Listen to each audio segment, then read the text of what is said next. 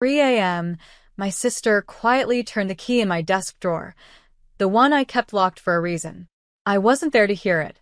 I wasn't there to see her fingers pull out the envelope. But I would feel the impact hours later. By morning, $11,000 was gone. Not stolen in the shadows by a stranger, but spent in the daylight on a first-class ticket to Japan. And not just for herself. She brought along our cousin, too. Matching luggage, designer clothes, new electronics. Her Instagram lit up before I even had time to breathe. 7 days later, she came back, smiling, sunburned, and wrapped in expensive gifts. And when I confronted her in the living room, my father didn't even let me finish. "Stop pretending," he said sharply, like I was insulting his intelligence. "She would never touch your money. She's your sister." The words made my throat tighten, because the truth wasn't in my head, it was in black and white.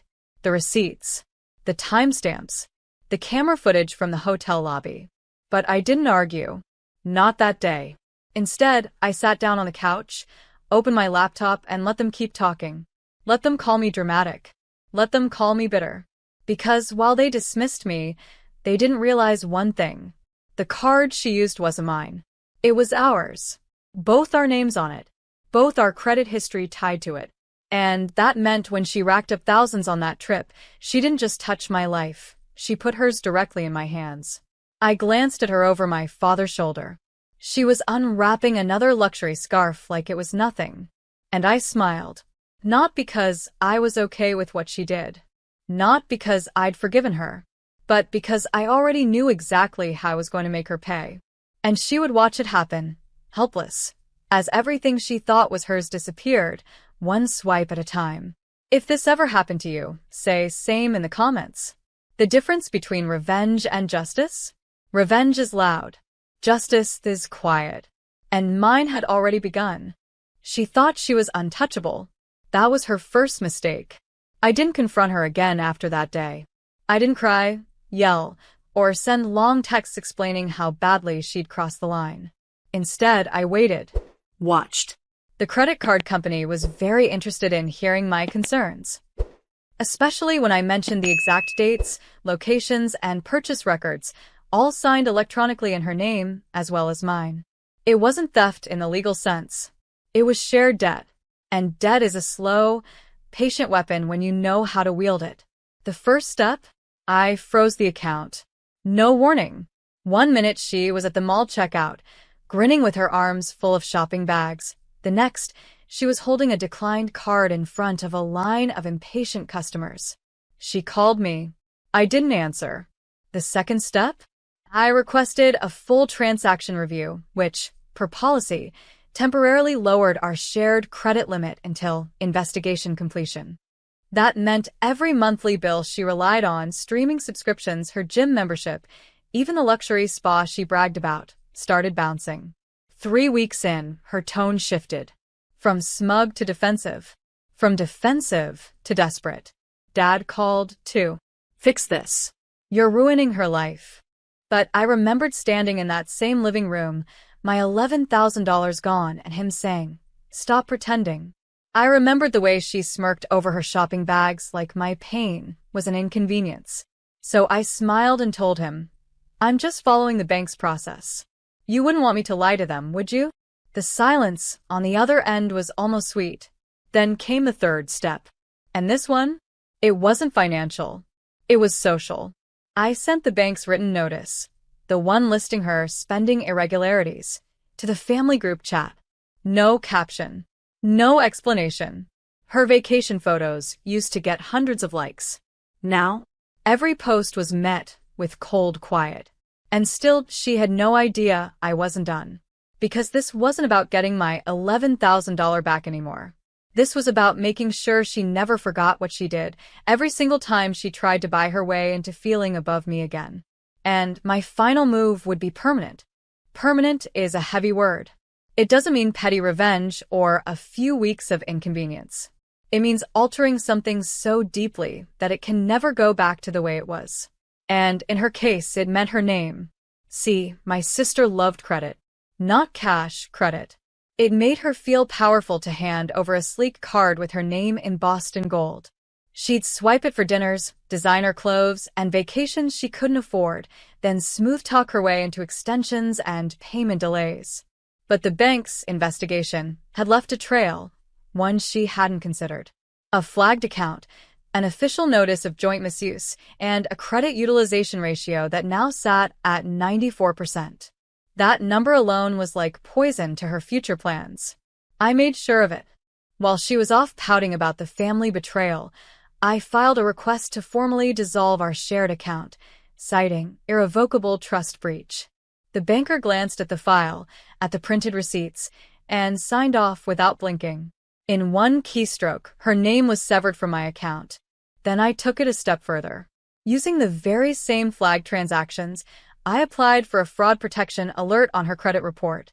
Every lender, landlord, and loan officer who so much as typed her name into their system would see it. That was the permanent part. Not just the money. Not just the embarrassment. The shadow that would follow her every time she tried to borrow for the rest of her life. 2 weeks later, I heard from a mutual cousin. She got denied for a new apartment. Said her credit's weird now. Do you know anything? I just laughed softly and said, we all have to live with the choices we make. Dad stopped calling after that. Mom tried once, but I didn't pick up. It wasn't about cutting them off entirely. It was about letting them sit in the silence they'd left me in when I begged them to believe me. And still the final, most public part of my plan hadn't even begun. Because sometimes, the best revenge is delivered with an audience. The opportunity came faster than I expected. A month later, our cousin Lena got engaged. She was the type who loved to post every glittery detail online. The proposal, the ring, the she said yes hashtags. Naturally, there was going to be an engagement party. Naturally, my sister would be there. And naturally, I RSVP'd. I arrived early. Not to mingle, but to prepare. Because on the big screen in the rented banquet hall, Lena had planned to run a slideshow of family memories before dinner. And guess who she'd asked to help organize the photos? Me. I nodded, smiled, and promised I'd make it beautiful. She had no idea what else I'd make it. The slideshow started as expected: baby pictures, awkward middle school photos, beach vacations. Then, with a perfectly timed click, the tone shifted. There she was, my sister, smiling in first-class seats, champagne flute in hand. The caption? Tokyo arrival, on stolen money. The next slide? Her in a luxury store, handing over a platinum card. The receipt underneath showed my name in the primary account holder field. A ripple went through the room. Forks paused. Glasses froze midair. I kept my expression polite, like I was just as surprised as everyone else. The final slide? A copy of the fraud alert letter from the credit bureau, bold and official. Her name was impossible to miss. She shot up from her chair so fast it nearly toppled. Her eyes were wild, her voice sharp. You think this is funny? I didn't move. I didn't raise my voice. I just said, funny? No. Necessary? Absolutely. The silence after that was deafening. Somewhere in the back, someone muttered, she really did that? Someone else whispered, $11,000. Lena, bless her, turned off the slideshow and mumbled something about moving on to dinner. But the damage was done. She couldn't erase it from their minds, or the fact that, for the rest of the night, not a single person sat beside my sister. And I wasn't even finished. The whispers didn't stop after that night. By the next morning, the family group chat had gone silent, except for one message. It was from my father. You've embarrassed your sister. Fix this. I stared at it for a long time. Embarrassed her? I was the one who had my savings stolen. I was the one who was told to stop pretending by the same man now defending her. I didn't reply. Instead, I took a deep breath and logged into my bank account. Because my sister hadn't just used the $11,000. She'd maxed the card out. And now she was about to learn what happens when you build your little fantasy on someone else's name. I contacted the fraud department, gave them every screenshot, every receipt, and most importantly, the travel itinerary in her own email. They froze the account instantly. But that was just the start. Next, I called my insurance company. Because the moment the fraud case was processed, my sister's precious trip purchases, every handbag, every piece of jewelry, every souvenir she brought home to brag about, would be reclassified as stolen goods. And by law, stolen goods have to be returned. 3 days later, I got the notification. The account reversal was approved. $11,000 back to me. And my sister's name now sat proudly in the active fraud investigation column. That same afternoon, a courier knocked on her door. Witnesses say she stood there in her pajamas as the man calmly handed her the order. Return everything. The handbags, the gifts, even the $1,200 silk kimono she'd worn for her welcome home photo shoot. Neighbors watched from their porches as she stuffed boxes into the back of a truck. Someone even filmed it, and yes, it made it to Facebook. My father didn't text me again, but I know he saw it, because later that night, my phone lit up with a missed call from my cousin Lena. When I answered, she didn't even say hello. She just whispered, "You do realize she's not going to recover from this, right?" I smiled to myself. That's the point. 2 days passed before my sister dared to show her face again. I was at a cafe downtown when I saw her through the window, storming across the street, sunglasses on despite the cloudy sky.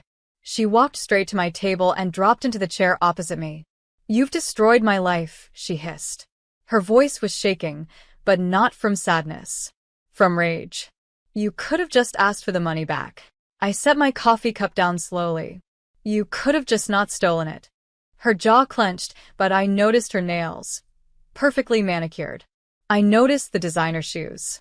Even after losing everything, she still found ways to flaunt what she thought was power. "You think people don't see what you've done?" she spat. I leaned in. "Oh, they've seen. Trust me, they've really seen." That was when she realized this wasn't just about money anymore. This was about her reputation. Because over the last week, I hadn't just let the investigation play out. I'd made sure every single person who once gossiped behind my back knew the truth, in the clearest, most documented form possible. Her old coworkers forwarded the fraud report. Our extended family, group email with screenshots. The community page she used to brag on, a very factual post detailing what happens when trust is broken. No names mentioned, of course. But everyone knew. She pulled off her sunglasses, and for the first time in my life, I saw my sister's eyes genuinely water. "Please," she whispered. "Just stop." I let the silence hang between us for a long, uncomfortable moment. Then I stood. "You didn't stop when you opened that drawer," I said quietly. "You didn't stop when you swiped the card." I leaned close enough that she could hear every word. "You don't get to ask me for mercy now." As I walked away, I glanced back just once.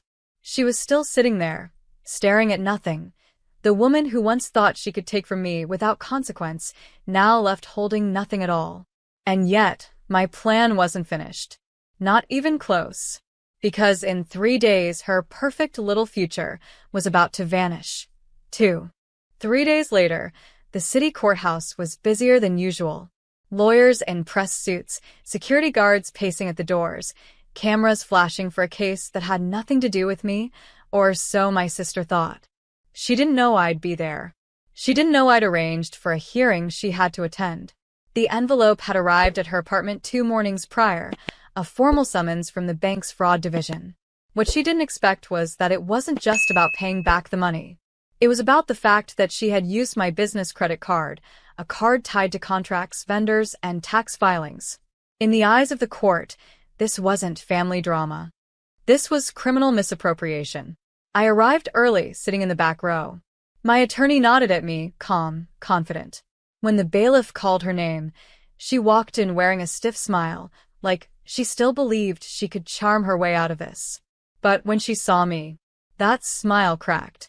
The clerk read out the evidence, bank statements, timestamps, the flight booking, the luxury purchases.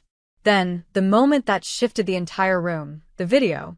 Because the new security camera I'd installed 6 months ago, it caught everything. From the moment she used the key to the exact second she removed the card from my drawer. Crystal clear. No shadows to hide behind. Her lawyer whispered frantically to her, but I could see the fight leaving her shoulders. And when the judge spoke, his tone was cold. This is not a matter of sibling dispute. This is theft with documented intent. The words hit harder than I expected, because they weren't just for her. They were a validation for me, for every time I'd been told to let it go or keep the peace. The court recessed. She avoided my eyes, shoving papers into her bag with trembling hands. Outside, a reporter tried to get her comment. She pushed past them, her face red. But she didn't see me step into the sunlight, watching her leave. Not yet. Because the final step wasn't about courtrooms or bank accounts. It was about stripping away the one thing she valued more than money. And tomorrow morning, that part of the plan would unfold exactly as I intended. The next morning, just before sunrise, I parked across the street from the neighborhood club she practically lived in. This place was her temple. Weekly brunches, poolside selfies, networking accidents with people who had more money than sense. I'd been here only once before as her guest. But now? I wasn't walking in as her tag-along sibling. I was walking in as the new owner of her membership account. The process had been simple. Her entire club fee had been paid for with my card. Evidence of fraud gave me the legal right to transfer every benefit tied to that account. And the club manager, a man with an impressive mustache and a clear dislike for drama, was happy to oblige. At 7:14 a.m., I was sipping coffee on the balcony when she arrived. Expensive sunglasses, hair styled for photos, and that trademark, I run this place strut. She didn't notice me at first, but she noticed the security guard and the way he blocked her path. "Ma'am, your membership is no longer valid." Her laugh was sharp. "Check again." "I did," he replied, gesturing toward me. "It's under their name now." She turned. Our eyes met. I didn't say a word, just lifted my coffee in a small toast. Her face, confusion, then realization, then the red flush of humiliation, played out like a silent film. Phones were already up. People were whispering. She stormed off without another word. And just like that, the carefully curated world she'd built, the one she used to flaunt her status and belittle me, crumbled. I finished my coffee, handed the empty cup to a passing waiter, and walked away. I didn't need an apology. I didn't need her to admit what she'd done. Because every time she tried to get back into this club, she'd be reminded, in the most public way possible, that she took from me. And I took everything back.